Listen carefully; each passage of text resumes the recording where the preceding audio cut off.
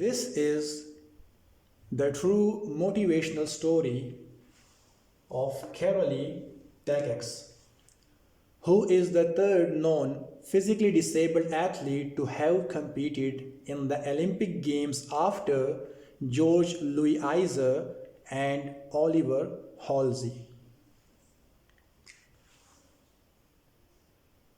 He joined the Hungarian army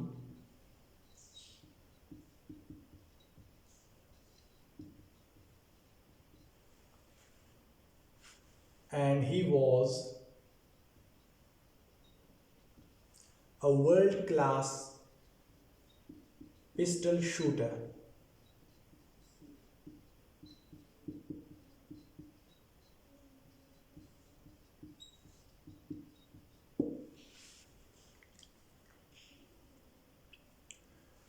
By 1936, he was a world class pistol shooter and he wanted to represent the country in 1936 Summer Olympics. But only commissioned officers were allowed to compete and he was a sergeant so he could not compete. 1936 में वो एक world class pistol shooter थे, लेकिन उस वक्त एक rule था कि सिर्फ कमीशन ऑफिसर्स ही ओलंपिक्स में हिस्सा ले सकते थे और चूंकि वो एक सर्जेंट थे लिहाजा वो 1936 के समर ओलंपिक्स में हिस्सा ना ले सके। ये उनके लिए लाइफ के अंदर एक चैलेंज पेश आया, लेकिन उन्होंने हिम्मत नहीं हारी और फिर क्या हुआ कि रूल्स चेंज हो गए और जो आने वाले ओलंपिक्स थे 1940 के उनमें उनको चांस मिला और वो उसमें compete कर सकते थे। लिहाजा कैरोली टैकेक्स ने जो थी 1940 समर ओलंपिक्स के लिए तैयारी शुरू कर दी।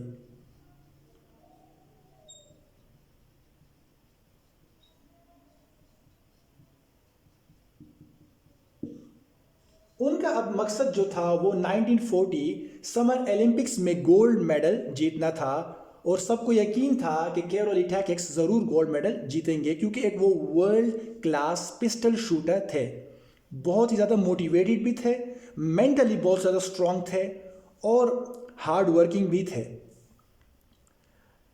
उन्होंने ये मेहनत शुरू कर दी 1940, उनका टारगेट था समर ओलंपिक्स में, लेकिन 1938 में ओलंपिक्स से पहले उनके साथ एक हादसा पेश आया। हिज राइट हैंड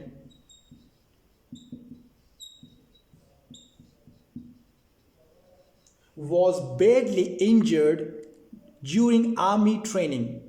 एक आर्मी ट्रेनिंग के दौरान उनका जो दायां हाथ था right hand was badly injured और उनसे उनको ये नुकसान पहुंचा कि वो फिर कभी भी इस राइट हैंड को शूटिंग के लिए यूज़ नहीं कर सकते थे। ये हाथ उनका मुकम्मल तौर पर ज़ाया हो गया। कैरोली टैकेक्स को फिर हॉस्पिटल ले जाया गया, वहाँ पर उनका ट्रीटमेंट हुआ और वहाँ पर वो बहुत ज़्यादा मेंटली, फिज़िकली, साइकोलॉजिकली स्ट्रेस में से गुजरे।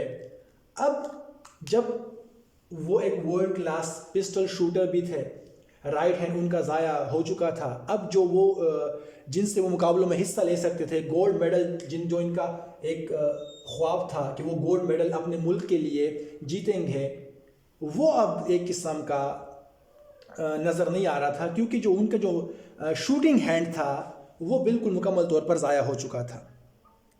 अब इनके लिए इनके पास क्या तरीका था, उनके पास तो फ़िलहाल तो कोई ऐसी मतलब उनके लिए कोई ऐसी मोटिवेशन नहीं थी कि जिसकी बिना पर वो गोल्ड मेडल जीते, क्योंकि उनका जो मेन वेपन था वो उनका ज़ाया हो चुका था।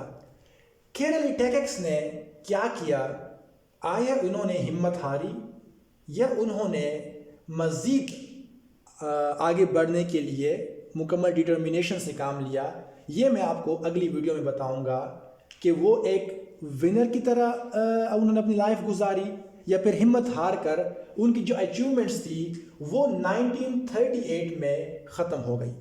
इसके लिए मेरी अगली वीडियो का इंतज़ार कीजिए। Thank you very much. अस्सलाम वालेकुम।